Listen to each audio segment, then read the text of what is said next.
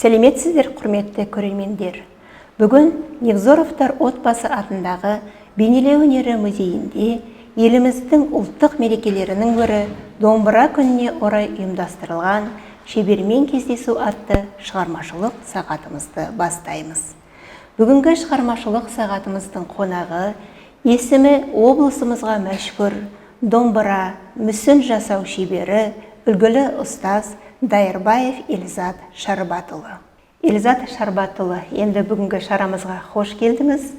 Айта кетсек, енді өзіңіз білесіз, осы 2018 жылдан бері елбасымыздың қолдауымен шілде айының алғашқы жексенбі күні өнеріміздің сарқылмас сарқыттарының бірі, ұлттық код құндылықтар қатарына енген домбыра аспабымыздың төл мерекесі.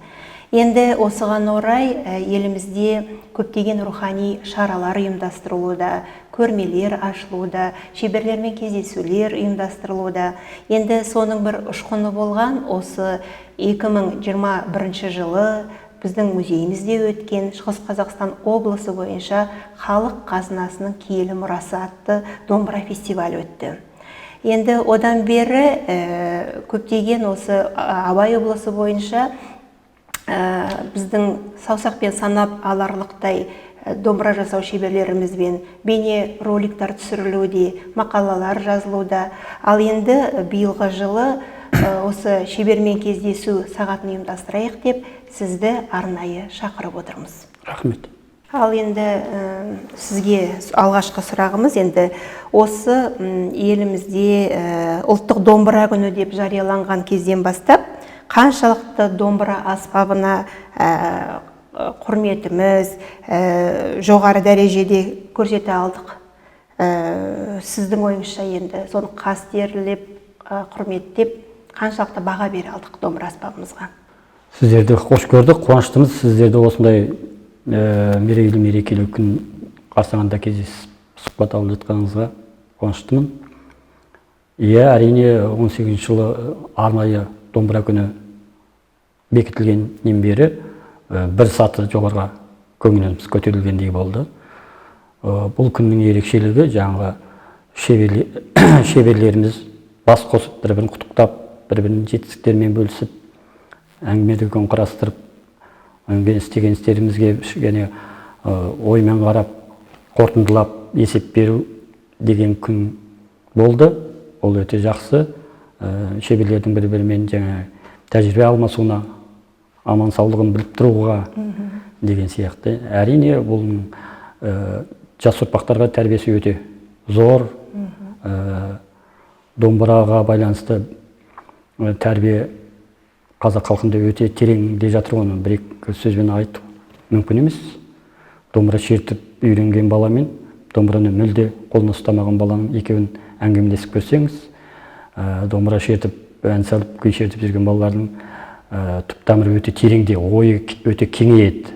Қазақы келбеті, көзқарасы, дүние танымы өте терең өзгереді. Сондықтан осы домбыра күнін бекітіп, жыл сайын атап өтіп жатқанымыз өте қуаныштымыз. Ал енді Елзат Шарбатұлы, енді сіз осы домбыра жасау өнеріне қалай келдіңіз? Қай кезден бастап, балалық кезден бастап жасаған жаңағы шеберлігіңіз бе, өзіңіз жайлы айтып өтсеңіз? Жақсы, енді бұл өнер деген өте ата-бабадан берілетін, қанмен келетін дүние. Оны жүре бала жаңағы ашу керек, оны ата-анамыз ғой негізі басты бір жерде рөл атқарып тұрған. Осы өнерге келуіме кезінде 10 бітіріп Семей оқуға келем деген кезде мен әкеммен ақылдасқан болатынмын. Ол кезде енді мектепте сурет салып, әртүрлі өнерден ас болмадық, сабақты да жақсы, спортқа да бәріне қатысып жүрген дегенмен әкеммен ақылдасайын деп, әкем ең бірінші 10 бітірген кезде мына мал шаруашылық, сен енді Елзат баламның үлкенісің, он баланың үлкенімін ғой мен. Содан кейін үлкен бір терең оймен сөз айтушы еді әкем. Енді сен мал шаруашылығын жақсы білесің ғой. Сол себепті ол кезде ветеринарлық институт болған, Семейде өте керемет университет болған. Соған жаңа ветеринарлық ветврач мамандығын бітірсең, соны оқысаң деп әкемнің көзқарасы. Мен 10 бітіріп келіп, оған тапсырып, ан кезде түспей қалдым. Ол кезде набар көп болды. Содан басымнан сипап, жаңағы мұғалімдер әскерден кейін кел, әлі келешегің алыпты деп сөйтіп қайта жіберген. Содан кейін әскерден келгеннен кейін біз кішкене есейіп, жан-жағыңа өз көзқарасымен қарайтындай жағдайға жеткен кезде мен өзім сұрақ қойып, мен нені қолымнан келеді, не істесем болады деп. Ол кезде енді мен әкеммен ақылдасқан жоқпын, өйткені өзім кішкене естияр болып қалған кезім. Содан кейін сурет салу, мүсін жасау, мектептен өте жақсы көретін, барлық сабақтарда жақсы оқыдым. Соның ішінде сол бейнелер өнер суретші боламын деп қиялдап армандап, осы Надежда Константиновна Крупская атындағы болған кезде соған тапсырған болатын. Соған енді міне түсіп, осы өнерді ары қарай жалғастырып, мұғалім мамандығы бойынша жаңағы бейнелеу өнері, сызу, еңбекке баулу пәндері бойынша мұғалім мамандығын бітірген болатынмын. Сол себепті алғашқы жұмыс орным менің қалалық 37-ші гимназиясы, Ыбырай Алтынсарин атындағы қазіргі. Ол кезде де сол алғаш ашылған болатын сол мектеп Семей қаласында. Мен де сол кезде 92 жылы мектеп бітірген болатынмын. Солдан бастап мұғалімдік қызметімді жалғастырудамын. Енді өнер деген жалпы үлкен ауқымды нәрсе ғой. Өнердің ішінде неше түрлі суреті де бар, кескіндеме де бар, қолөнер де бар, ағаш өңдеу, металл өңдеу деген сияқты кете береді. Соның ішіндегі әртүрлі өнерді мен айланысып көрдік енді. Соның ішіндегі маған өмір өзі көрсетеді ғой, қайсы өзіңе ыңғайлы, өзіңе пайдалы, өзіңе абырой әкелетін бір жемісін көре алатындай таңдаймыз ғой енді. Бізде сурет бітірген адам мұғалімдер көбінесе кейбіреу патриотист болып кетеді, мысалға адамның бейнесін салады, кейбіреу табиғат көрінісін жақсы көріп, сол табиғат көрінісін салып, соның шеберлігін ұдайы жалғастырып кетеді. Мен енді әртүрлі сурет салып бастадым, бірақ дегенмен кейіннен анау 92-3 жылдар өте біз экономикамыз құлдыраған, жаңа егемендігімізді жаңа алып дағдарысқа ұшыраған кезіміз болған. Сол кезде бізде енді халық өте қатты қиналды, ориентир таба алмай, былайша айтқанда әртүрлі бизнеспен айналысып кетті ғой. Заңдылығы да бар, заңсыздығы да бар. Осында фильмдерде де көрсетіп жатады, анау рекет деген фильмде көрсетеді ғой. Тура сол біздің заманымыздағы жаңа жағдай болған, сондай болған. Сол кезде мен енді жоғары білім бар, қолымда өнерім бар, неге мен басқа бизнеспен айналысуым керек? Бүйтіп әр азамат бүйтіп нете берсе біздің егемендігіміз қайда кетеді? Біздің қазақ келбетіміз қайда болады? Содан ішкі әлгі даусым баяғы қазақтың қолөнерін жаңа дамыту керек, қазақтық келбетімізді жоғалтпауымыз керек, өзімізге абырой беретін, өзімізді әлемге танытатын жұмыстармен айланысу керек деген біз өзі ішкі даусым болды сондай. Сөйтіп мен осы домбыра жасап көрейінші деп, бұл кезде мен домбыра жасамаған тәжірибем жоқ, бірақ та өнерге жақын болғандықтан бұл черчение, геометрия, сызуға бәрі байланысты ғой, бұның түпнұсқа суреттен басталады енді бұл домбыра жасау үшін. Соның бәрі фундаменті менде бар ғой. Содан кейін айтып 95 жыл келді, 95 жылдар әлемдік деңгейде Абай атамыздың 150 жылдығын әлемдік деңгейде атап өттік қой. Сол кезде мен мектепте бір жыл тастап, мектепте ол кезде зарплат болмай, өте қиын жағдайда болды. Сөйтіп мен жаңа шеберлік жұмысымды жалғастырайын деп, мұғалімдік жұмысымды сәл ауытқыған жоқпын, бірақ енді сол шеберлігімді дамытып қайтадан келейін деген оймен мына қаламызда опытный экспериментальный завод болған, өте күшті завод болған, әртүрлі жаңағы ауыл шаруашылығына керекті техникалар шығаратын. Соның ішінде жаңағы ағаш өңдейтін цех болған. Соның цехқа мен бригадир болып орналастым. Сонда әртүрлі жаңағы Абай тойына арнап қазақтың дүниелерін жасау керек болды. Өнер бұйымдарын, жаңа тұрмысқа керекті, ежелден келе жатқан жаңа атқа байланысты, үйге байланысты, киіз үйге байланысты, жаңа үй жиһаздарына байланысты бір заттарды жасау керек. Баяғы сонда қонақтарға көрсету керек, өзіміздің ерекшелігімізді танытуымыз керек деген мақсат қойылды бізде үкімет басынан. Сондай біз тапсырма алған болатынбыз, заводымыз сондай тапсырма алған. Сонан кейін біз соны атқарайық деп, әртүрлі бесік, сандық, жаңағы тостағандар, оның ішінде домбыра жасадық. Соның барлық дүниені жасап келіп, домбыра жасадық. Ол кезде бір 15 домбыра жасаған, ең алғаш 15 домбыраны сол Абай тойына барып, бір-ақ күннің ішінде сатылып кеткен болатын. Сондан маған домбыра жасау өнері сол көп өнердің ішінен өте бір жақсы ұнады. Бірақ бұның жаңағы қиыншылығы өте қиын дүние. Көп нәрсені білу керек, әртүрлі станоктарда істеу керек, материалдарды тану керек. Дей тұрсақ та біз жаңағы алдында айттым ғой, өзімнің ішкі дауысым осындай заманда қазақтың беделін көтеретін, жағдайын көтеретін, көңілін көтеретін дүниелермен айланысу керек деген ішкі даусыма арқау болып, осы домбыра жасап кеттім. Ал енді бүгінгі күні енді мына осы жаныңызға жақын дүниеңіз, домбыра жасау өнері сіздің ермегіңіз де, серігіңіз де болып жүр. Онымен қатар сіз ұстазсыз. Енді ұстаз ретінде осы кәсіпті қатар алып жүру сіз үшін қиын емес пе? Қалай оны екеуін бірдей қатар жалғастырып жүрсіз? Қатар жалғастыруға тура келіп тұр, өйткені жақсы қолөнер сабағынан, мысалға бейнелеуден, қолөнерден сабақ беру үшін мұғалімнің өзінің шеберлігі де болу керек. Өйткені оқушылар тек қана сен ауызша айтқан сабағыңа анша қызыға қоймайды. Өйткені бізде қазір интернет қатты дамыған, ғаламторда отырады, көп ақпараттарды оқушылар алады. Ауызша жазбаша жұмыстарға анша қызыға бермейді, қанағаттанбайды. Сондықтан мұғалім өз шеберлігін көрсетіп, балалар таңғалатындай дүниені жасап, міне осыны жасағанымды көрсетіп, оның дайын болып, жаңа домбыраны шертіп, керемет күй шертіп отырсаң, балалар керемет таңғалатыннан қалайша жасадыңыз, қалай жасадыңыз, кеше ағаш жонып отыр едіңіз ғой, бүгін мына дайын болды ма уже деп. Сонан кейін сол қатты қызығушылығын ояту үшін біз өз шеберлігімізді міндетті түрде дамытуымыз керек. Көркем еңбек пәнінің мұғалімі өзінің шеберлік, өзінің жеке творчествосы болмаса, ол бір жағы минус мұғалім деп есептеймін. Өйткені ол қатар алып жүру керек міндетті түрде. Енді жоғары деңгейдегі мұғалім болу үшін.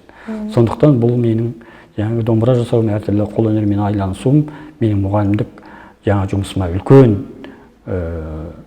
қалай десем болады, үлкен көмегі бар. Өте жақсы екен. Енді домбыра жайлы айтатын болсақ, енді бүгінгі күні сіз былайша айтқанда шамалы бір кәсіпкер деп те айтуға болады сізді. Мысалы, осы домбыраны арнайы тапсырысқа жасап жүрсіз. Сонда сіз қай жылдары бастап, қай жылдардан бастап осы арнайы домбыраларды тапсырысқа жасап бастадыңыз? Және домбыраларыңыз кәсіби, қарапайым домбыраға бөліне ме? Сол жағын кішкене домбыра жайлы айтып өтсеңіз. Жаңа жоғарыда айтып кеттім ғой, жаңағы университетте бітірген кезде жаңа абай тойы қарсаңында менің бір әріптесім, қазір мұғалім, Балдыкен Шәкіртұлы деген әріптесім бар. Сол кісі 93 жылы университет бітіріп, қазақтың бес аспабы жасалу технологиясы жөнінде дипломдық жұмысын қорғаған болатын. Сол жолдасыма көмектесіп, бір жағынан көмектесіп, бір жағынан үйреніп, содан басталды ғой негізі домбыра. Басында мен қалақ домбыра жасадым. Домбыра өзі жасалу формасы бойынша үшке бөлінеді ғой. Қалақ домбыра, шанақ домбыра және ойма домбыра деп үшке бөлінеді. Соның ең бір оңайлау түрін арнайы формасымен, өзіміз фантазиямызбен қалақ домбыра жасаған болатынмын. Енді мен тек қана осы дамыған осы домбыраны көшірмей, өзімше бір формасын сәл өзгертіп, ерекше бір домбыра жасаған болатын. Өзім жаңа қиялдап, ол бірінші домбырам өте жақсы шықты, бірақ мына сыртқы әсемдігі, лақтың жылтырауы, өрнектері онша болмады, бірақ дыбысы тамаша шықты. Ол бірінші домбырамды ауылға апарып әкеме сыйлаған болатын. Әкем бір 10 шақты жыл ұстады. Ол кезде ауылда бір-екілі ғана домбыра бар. Тойдың бәрін бет ашар, түгел осы сол домбырамен бет ашар ашып, ауылдың тұрғындары пайдаланып, әкем қатты қуанған болатын. Содан ары қарай жалғастырдық. Кейіннен жаңа шанақ домбыраны жасау бастадық, содан кейін ойма домбыраны бастадық. Содан кейін бетіне жаңа өрнектер салып, өте бір эстетикалық көркем қылып жасауға тырысып, осы күнге жеттік қой енді. Және айтып өткендей тапсырысқа жұмыстарды жасап жүрмін дедіңіз. Енді сіздің негізгі тапсырыс берушілеріңіз қандай аудитория енді? Енді мен көптеген домбыра жасадым. Енді 30 жылдың ішінде бір 3000-ға жуық домбыра жасаған шығармын өлшеммен деп ойлаймын. Мен енді мұғалім болғандықтан көбінесе мен алдымда оқушылар отырғандықтан мен оқушыларға бағыттаймын жұмысым бәрін. Сол себепті оқушылар, студенттер менің негізгі тапсырыс беретін, алатын, менің қазір сөзбен айтқанда клиенттерім дейміз бе, сол оқушылар мен студенттер көбінесе алады. Соларға қол жетімді, солардың бағасына келісетін деңгейде солай жасап жүрмін. Енді кейде болып қалады, арнайы тапсырыспен өте бір ерекше қылып жасап бер деген дейтін адамдар болады. Бұрынғы кезде енді бізде мәдени дешекей біз ағамыз болды, халық артисі, әнші. Сол кісімен жақсы араластым. Болат Свановпен, сөнген Тұрсынғазы Рахым ағамызбен, сөнген Ноғайбаев ағамызбен, Рахымбек Ноғайбаев ағамызбен жақсы араласқанбыз. Олар енді домбыраға байланысты, домбыра дирижер, оркестрде жаңағы дирижер болған кісілер. Қаншама оқушылар дайындап өсірді. Сол кісілер маған арнайы келіп, өздері шеберханаға келіп домбыра тапсырып, соны өздері шертіп, қанағаттанып, о, жақсы шығыпты деп, сол кісілер алған. Өздері таңдап алды дейсіз ғой. Таңдап алды. Ал енді мына домбыраның сапасына жайлы айтсаңыз енді, ол домбыраның жақсы шығуы материалдан байланысты ма, әлде шебердің шеберлігінен байланысты бола ма? Бұл аспаптың қай бөлшегі қандай материалдардан жасалынады? Енді соны біз сияқты қарапайым халыққа түсіндіріп өтсеңіз, қалай жасалынады соның әдістерін? Енді домбыраның жасалуы қазақта сөз қалмаған ғой. Қазақта домбыраның жақсысы ағашынан дейді, жігіттің жақсысы нағашыдан деген сөз бар. Сол бір ауыз сөздің өзі үлкен терең мағына жатыр екен. Бұрын бала кезімізде бұны былай жай бала түсінікпен түсінсек, осы домбыраны жасағанда қалай керемет айтқан деп өзім кейде қазақтың керемет терең тәрбиесіне таңғалып отырмын. Расында да домбыраның жасауы ағашынан екен. Ағашты таңдай білу керек шебер. Соны қандай ағашты, оны ағаштың биологиялық, химиялық, физикалық қасиеттері бар ғой. Қаттылығы, тығыздығы, илгіштігі дейді, оның түсі деген сияқты. Соның бәрін жақсы зерттеп алу керек. Содан кейін барып әр ағаштарды танығаннан кейін барып, сол ағаштарды домбыраның қай бөлшегіне орналастыруға болады, сондай зерттеу жұмысын жасап алып барып, домбыра жасай бастау керек. Енді мына жерде жеті шанақты Қазақстанда кең дамыған концерттік домбыра күйге арналған, әнге де келеді. Жеті шанақты қайың ағашынан жасалған, сөнген қайың ағашынан жасалғаннан кейін оның бетін арнайы су бояулар болады. Осы ағаш өңдеуге арналған бетін жаңағы түссіз нейтраллакпен лақталған. Мына жерде өрнегі атауы Раушан деп аталады. Неге Раушан? Жолдасымның аты Раушан, сол кісіге арнап жасаған болатын. Онымен қоса тағы бірнеше өрнегім бар. Екі немерем бар, қазір қыз немере. Екі немереме екі түрлі, біреуі Айша, біреуі Ая деген екі немерем бар. Соған арналған жеке өрнектерім бар тағы. Өзіңіз сызбасын жасап, өрнектерді бірінші трафарет жасап дайындап алдыңыз, иә, сонда? Ең бірінші суретін салып, қағазға өзім түсіремін. Содан кейін қазір енді технология заманы ғой. Бізде қасымда менің әріптесім бар, Әлмірат Мейір деген. Өзім оқушым, қазір өзімен бірге мұғалім болып жүр. Сол кісі жаңағы CorelDRAW программасын жақсы меңгерген. Өзінің шағын шеберханасы бар. Шеберханасында жаңа лазерный станок бар. Лазерный станокпен ойып береді маған. Бұрында біз өзіміз жаңағы әшкейімізді киіп алып, кескішпен сығырайып отырып, көз майымызды тауысып оятымыз. Қазір техниканы пайдаланамыз. Сондықтан өте әдемі болып шығады. Домбыраның енді қай бөлшегі қандай ағаштардан жасалынады екенін, мысалы ол нақты қатаң заң бар ма? Беті осындай ағаш болсын, шанақтары мынандай ағаш, тиегі басқа бір түс ағаш деген, әлде шебер өз қалауы бойынша жасай бере ме? Сол жағын түсіндірсеңіз. Енді домбыра жасау өнері өте бір керемет мұқият зерттеуді талап етеді.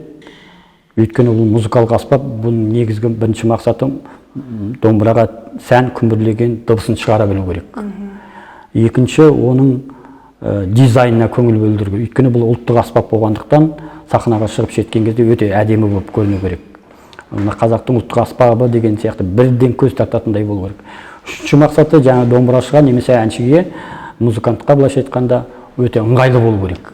Міне осы үш тапсырманы шебер терең зерттеп жасайтын болса, ол мақсатына жетті деген сөз. Енді мына домбыра жасау технологиясына тоқталатын болсақ, домбыра мына концерттік домбыра жасаудың өзінің арнайы технологиясы бар. Ол әр шебер өз жасаған сайын шеберлігін шыңдап отырады, өз жақсы түсініп отырады. Сол себепті мына домбыра қолында ұстап отырған кең танымал жаңа стандартталған домбыра. Өлшемдері бәрі стандарт. Әр шебер өз осы өлшемге жаңа бағытталып жасайды. Одан сәл ауытқып кететін болса, ол өзгеріп кетуі мүмкін. Сондықтан осы өлшемдерге бағытталу керек. Жаңағы оның мысалға мынау денесі деп аталады. Денесінің ұзындығы 400 мм ұзындығы, мына ені 240 мм болу керек. Шанағы көбінесе 7 шанақты, жаңағы 9 шанақты болып есептеледі, көп таралған түрі 7 шанақты. Оның жаңа ағаштың қалыңдығы 3 мм мөлшерінде болу керек. Одан кем болмау керек, не артық болмау керек. Егер артық болып кетсе, салмақты болып кетеді, ол дыбысы жаңағы нашар жеңіл болса, қаңғырлап өте жаңғырып кетеді. Сондықтан осы ағаштың қалыңдығын, иілуін, жаңа формасын өте қатаң сақтау керек. Содан кейін шанақ жағы өте қатты, тығыздығы жоғары ағаштан жасалу керек.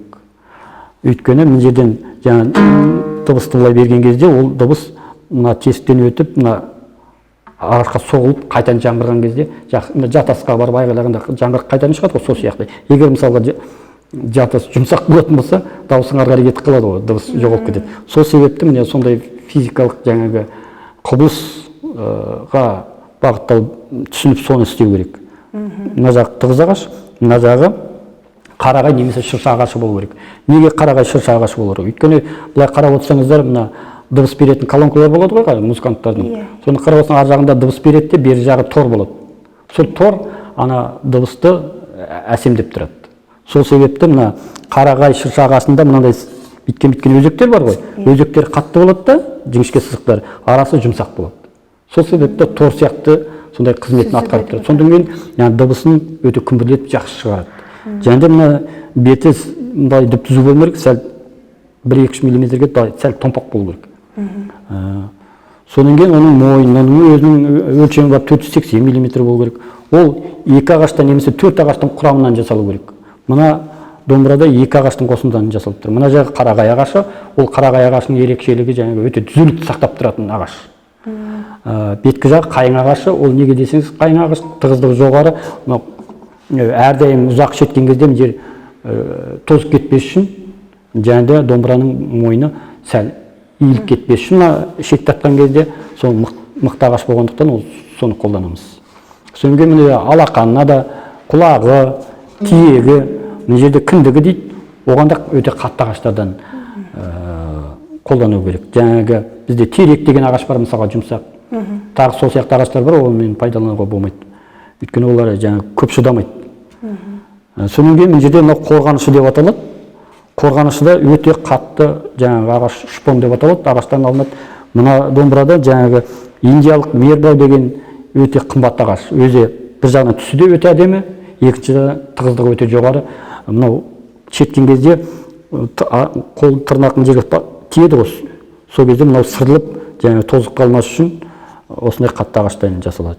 Өнен кейін жаңа әрине ол қорғанышы тек қана 1-2 түс болмай, қазақи немесе қазіргі заманға туындалып шыққан, жаңадан шыққан өрнектерді жапсыруға болады. Ол өте ерекше сән беріп тұрады. Сол үшін жаңа мына қосымша өрнек салынады. Ол жаңағы сүйектің ұнтағынан езіп арнайы жасауға болады. Не болмаса қазір арнайы осындай өрнектерге жапсыратын әртүрлі ұнтақтар шығып жатыр, шетелдік өте сапалы. Оны да пайдалануға болады.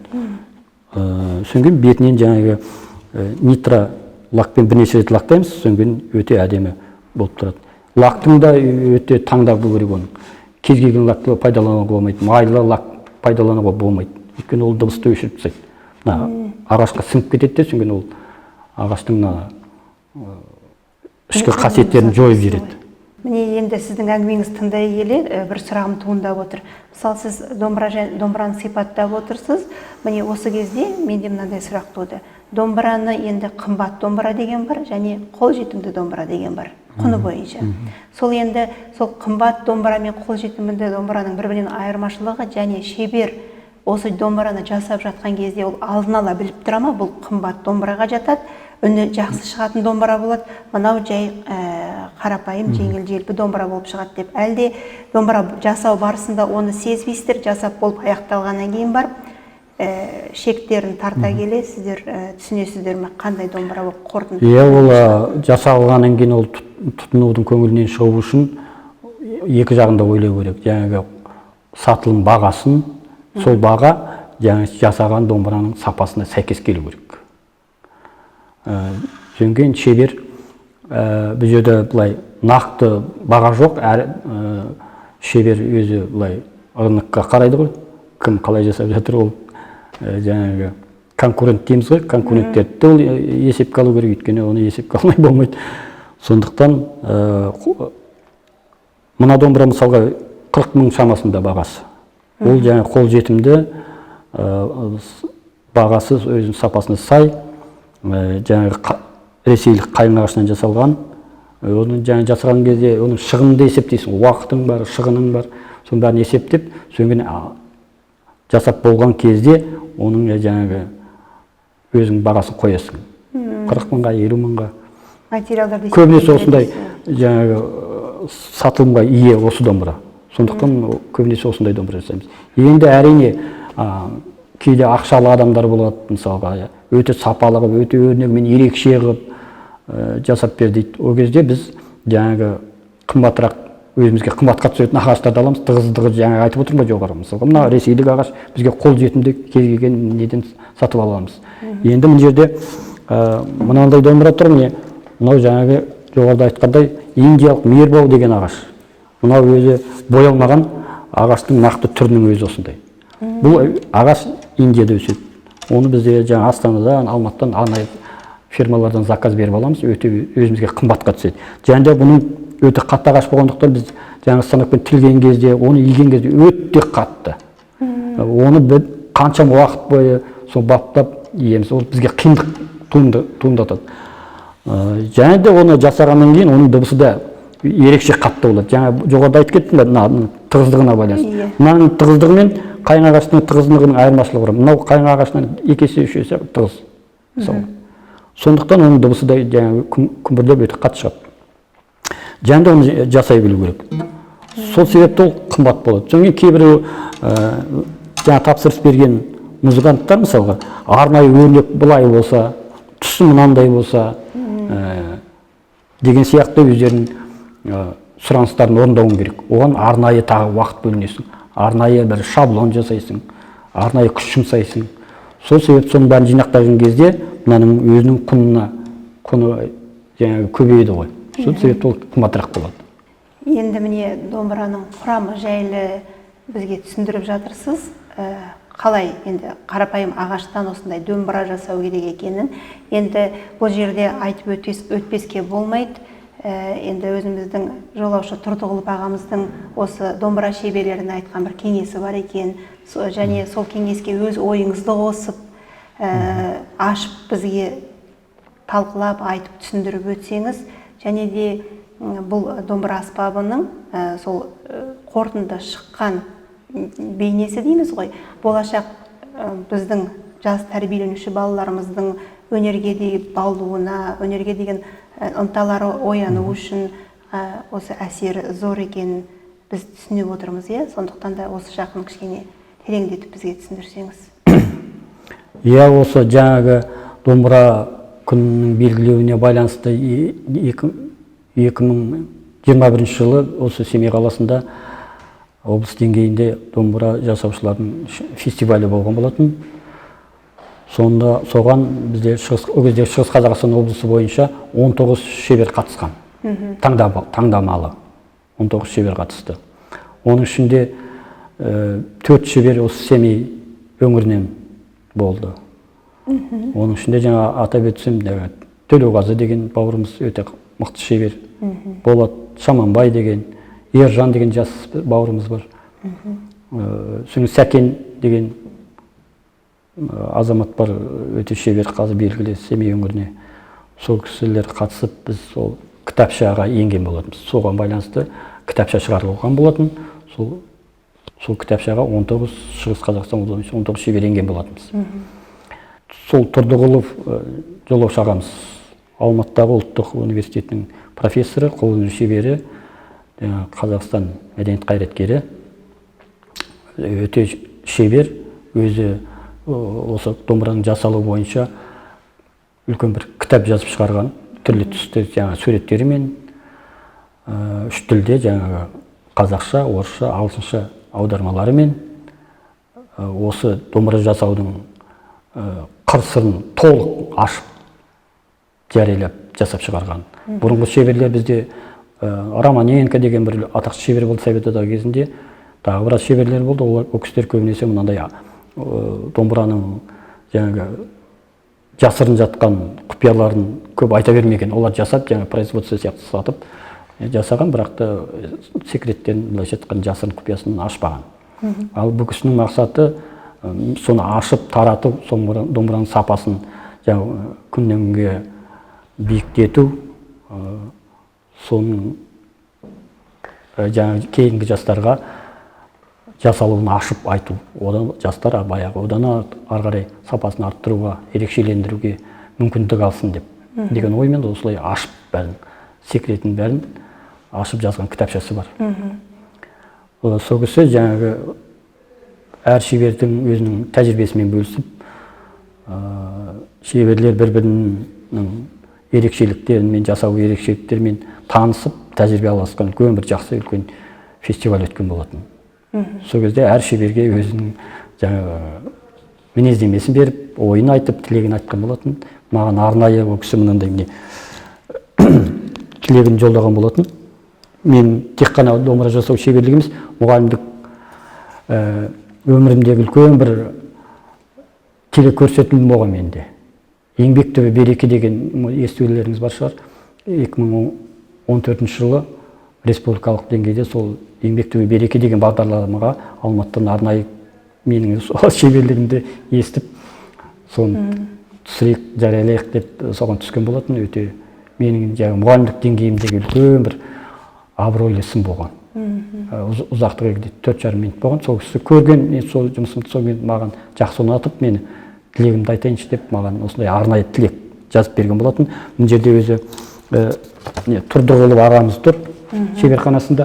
Мынау сіздердің музейлеріңіз, сонда 19 шебер отырмыз, бәрі фотоға түскенбіз. Әр түрлі көріністер бұл жерде. Сол кісінің тілек сөзі маған арнайы ұсынысы бар, ішінде тілегі бар, ризашылығын айтып маған 2020 жылы жазып берген.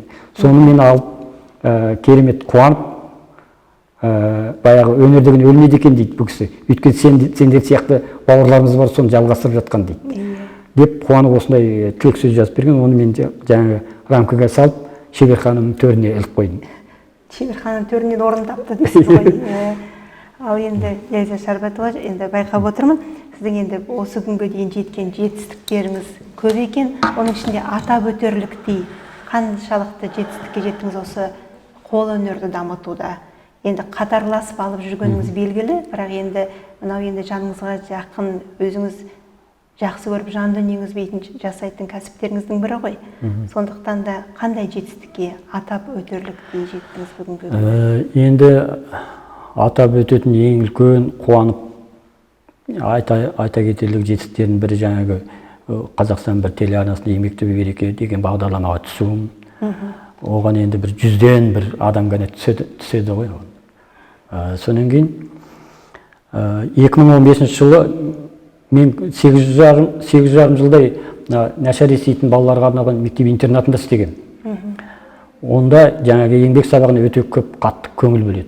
Өйткені ол кісілер жаңағы оқушылар құлағы нашар естігендіктен мұғалім немесе заңгер, дәрігер деген сияқты күрделі мамандықтарды игере алмайды. Сол себепті оларды шеберлікке, суретшілікке, қолөнерге тәрбиелеу жақсы қолға қойылған, бағытталған. Ол аптасына 4 сағат, 5 сағат жаңағы еңбек сабағы болған. Сонда мен 8,5 жыл жұмыс істеп, өте көп жұмыс істеген. Соны еңбек түбі береке бағдарламасынан сол елден естіп көріп түсірді ғой. Жаңағы 15 жылы 37 мектеп бұрынғы істеген қайтадан қайтып келдім. Шақырту бойынша. Сонда 2015 жылы қала бойынша, Семей қаласы бойынша үздік бейнелеу өнерінің пәнінің мұғалімі деген конкурс болған. Оған таңдамалы жаңағы жоғары категориялы мұғалімдер әртүрлі ер азаматтар бар, әйел адамдар бар. 29 үздік педагог қатысқан болатын. Соған қатысып, мен бас жүлдеге ие болған. Бір ауыздың комиссия мүшесі жұмыстарын бәрін 5 жылдық жұмысымызды сараптап бас жүлде берген болатын. Ол да мен өте бір үлкен жетістігім деп есептеймін.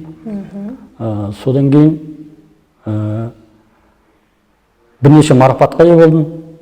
Жаңа өнегелі ұстаз деген алтын медальмен марапат алған болатын. Оны жаңа біздің қаламыздағы тәрбие оқу бөлімі, тәрбие бөлімі бар ғой. Сол тәрбие бөлімінің басшысы Айдар деген азамат маған соны ұсынып, сол марапатқа ұсынған болатын.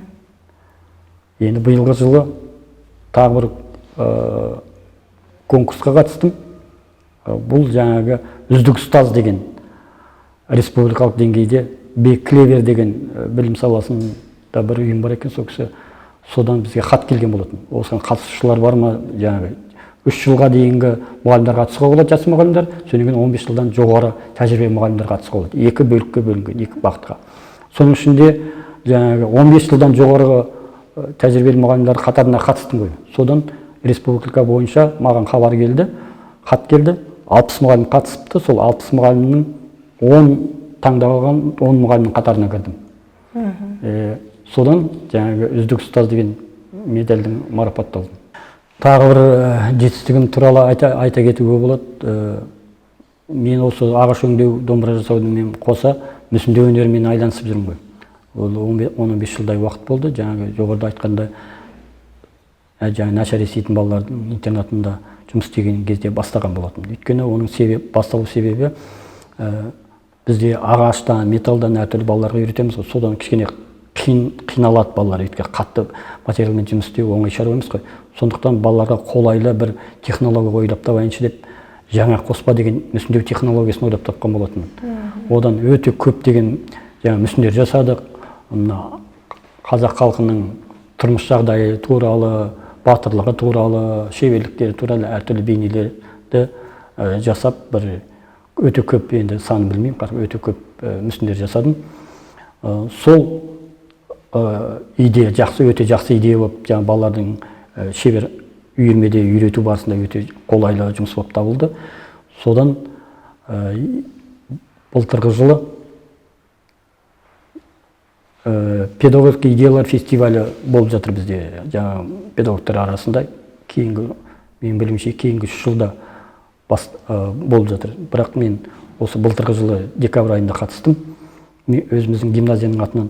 Сол мен де сол педагогика идеяларға жаңа қосқан тақырыбым жаңа қоспа мүсіндеу технологиясы туралы болған болатын. Өзімнің авторлық идеям. Сол еңбегім өте жақсы бағаланды. Семей қаласы бойынша, Абай облысы бойынша бірінші орын алған болатын. Оған көптеген педагогтар қатысқан болатын. Содан облыстан бірінші орын алғаннан кейін республикаға жолдама алған болатын. Республикада 201 мұғалім қатысты сол педагогика идеялар фестиваліне. Содан екінші жүлде мен марапаттан болған. Енді сол жаңа қоспа мүсіндеу технологиясын жаңағы помещениенің ішінде оқушыларға арналған болған. Енді оны ары қарай дамыту керек болды мақсатым. Соны ары қарай дамытудамын.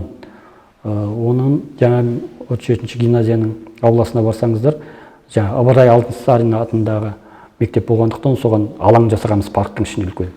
Жаңа Ыбырай Алтынсариннің барельефімен, кітап, мына жерінде жаңағы қауырсымен сауыт тұрған үлкен тәрбие бағытына алаң жасадық.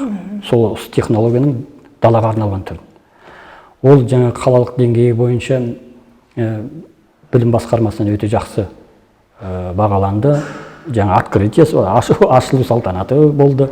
Содан кейін онымен ғана тоқтамай біз сол оқушыларды тәрбиелеу бағытына мүсіндер жасап жатырмыз мектептің маңайына. Былтырғы жылы домбыра мен қобызға арналған биіктігі 2,5 метрлік скульптура жасаған болатын.